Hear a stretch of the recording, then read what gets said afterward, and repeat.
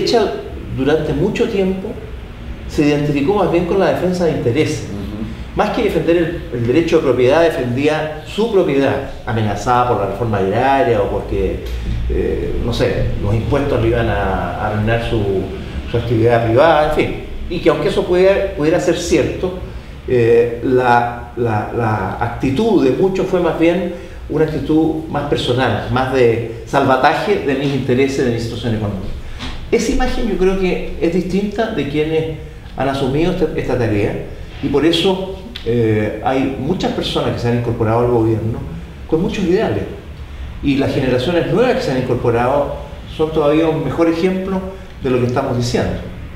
Ahora, es cierto que esta nueva forma de gobernar que se quiso implementar quería lograr mayor efectividad a través de resoluciones más rápidas, de no perder el tiempo, pero eso más quizás por la forma de trabajar de muchos que por menosprecio a la política. Esa es la diferencia que quiero yo sentar. Y creo que efectivamente ahí ha faltado soltura, flexibilidad.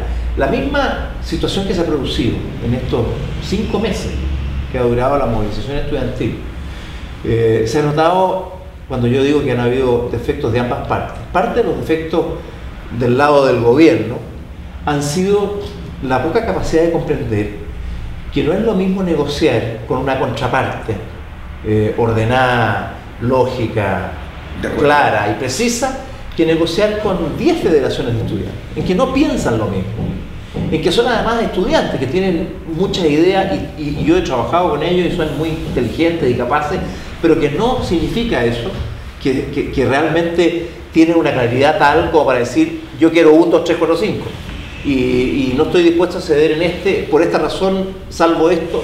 Esa negociación que se produce a lo mejor en el ámbito de una negociación entre abogados o entre empresarios, ese perfil de trabajo obviamente es distinto para algunos de los que participan en el gobierno y no tienen el tiempo y no saben que los estudiantes no es que estén mintiendo cuando dicen que quieren lograr esto y al final llegan diciendo que no pudieron y que quieren esto otro.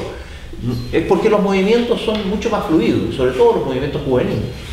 Ahí yo creo que es cierto, pero insisto, más que ser una versión en la política, yo creo que nuestro mundo político, la centro derecha en general, ha ido transmitiendo un compromiso de servicio muy grande, y que le ha faltado oficio probablemente es muchos que querían además imprimirle al gobierno un sello de mayor efectividad y mayor rapidez, cosa que no sería malo para el país, pero son ritmos que no tienen la misma lógica y por lo tanto hay que tratar de aligerar el peso, la mochila del Estado, los tremendos bolsones de grasa que hay en el Estado, pero no podemos pensar que eso lo vamos a convertir en una empresa privada. Tiene que tener su propia dinámica que puede ser mejorada y quizás la nueva forma de gobernar va a tener que esperar un rato hasta que logremos hacer esa transformación, pero creo que tiene que ver más con eso que con una versión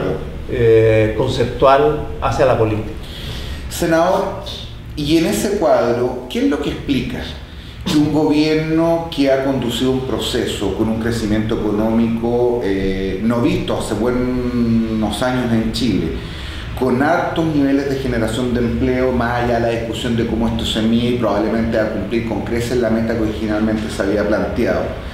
Dos elementos centrales a los que alguna vez le escuchamos a Clinton cuando reprochando a Bush le decía la economía estúpida.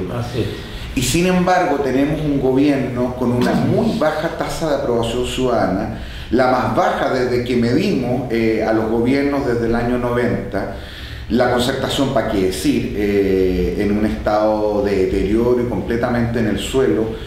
¿Qué es lo que está pasando? ¿Hay algo que tiene que ver con el desprestigio de la clase política en general, me imagino yo, pero desde las políticas públicas, desde el gobierno pareciera que hay escasa sintonía para interpretar lo que está pasando y para dar con una respuesta, con un relato, con una historia que le haga sentir a un conjunto de ciudadanos que pareciera que más allá de perder la concertación, de perder el gobierno, lo que gana es la desconfianza, la sospecha, el descrédito de las instituciones. Bueno, no sé si yo puedo explicar un fenómeno complejo, porque yo creo que todos nos preguntamos un poco lo mismo. Pero, ¿qué explicaciones daría yo? Una primera es, parafraseando a Clinton, yo diría, es la política estúpida.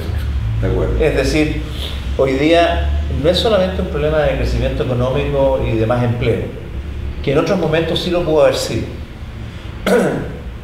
Yo creo que aquí ha habido un problema de capacidad política, de transmitir sintonía, de transmitir la capacidad de respuesta que tuvo el gobierno frente al terremoto, de dar a conocer las líneas principales de trabajo, que no fueran solamente esas dos. En algunos ámbitos, sobre todo el primer año, hubo mucho éxito en temas, por ejemplo, de la seguridad y delincuencia. En el segundo año eso ha decaído, pero en el primer periodo hubo baja en los índices de victimización y otros. El gobierno presentó una buena agenda social y, sin embargo, por la forma como la hizo, por no escuchar consejos de algunos viejos políticos, por la mala comunicación que se estableció, se generó un distanciamiento de lo que pudiera estar haciendo bien o mal el gobierno al sentimiento ciudadano. Eso por un lado. Por el otro, yo creo que aquí se está produciendo un fenómeno que supera a este gobierno solamente. Sin duda. Es un fenómeno que apunta a la política, como te entendí tú pensabas. Es decir, aquí la ciudadanía ha ido madurando. El mismo conflicto estudiantil es un reflejo de que la crítica estudiantil no es simplemente porque tengo problemas con el carnet escolar o porque me subieron el arancel, que eran las causas probablemente por las cuales hace 10 años se movían los estudiantes. Yo siento que hoy día los estudiantes han adquirido un grado de conciencia mayor, porque tiene que ver con nuestro nivel de desarrollo. Por muy malo que esté la calidad del sistema educacional chileno, igual genera un nivelamiento hacia arriba. No el que queremos, no el que necesitamos, pero igual, cuando hay 7 de cada 10 jóvenes estudiando en la educación superior, primera generación en su familia, aunque no sea muy buena la educación que estén recibiendo, igual produce un levantamiento en el nivel de madurez. Y eso hace que los estudiantes no solo se refieran, porque también lo pueden incluir, el tema de los aranceles y el costo de estudiar, sino que un planteamiento mucho más profundo, un diagnóstico mucho más certero de lo que pasa en la educación superior. O sea, hay ahí un tema, que la gente hoy día es más informada, es más preparada y no comulga con ruedas de carreta. De acuerdo. Segundo, hay una sociedad que ha generado el desarrollo en Chile, una sociedad en que se ha gatillado un nivel de aspiraciones que probablemente no teníamos memoria. ¿Por qué? Porque ha habido desarrollo económico. En los últimos 25, 30 años hemos crecido de una manera realmente muy significativa.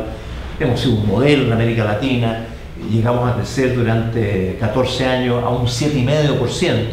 Es cierto que la década del 2000 ha sido una década más lenta de crecimiento, pero tuvimos un salto cualitativo y sobre ese el crecimiento no fue tan rápido, pero siguió creciendo. Eso generó un cambio en la calidad de vida de mucha gente, un mejoramiento de los ingresos, una supresión de niveles importantes de pobreza, generando personas que empezaron a ver la posibilidad de mejorar realmente sus estándares de vida. Pero empezaron a hacerlo con un alto endeudamiento, o sea, a satisfacer su necesidad de vida de un electrodoméstico, de ropa, de un vehículo, significaba ir asumiendo niveles de deuda probablemente inéditos en la historia.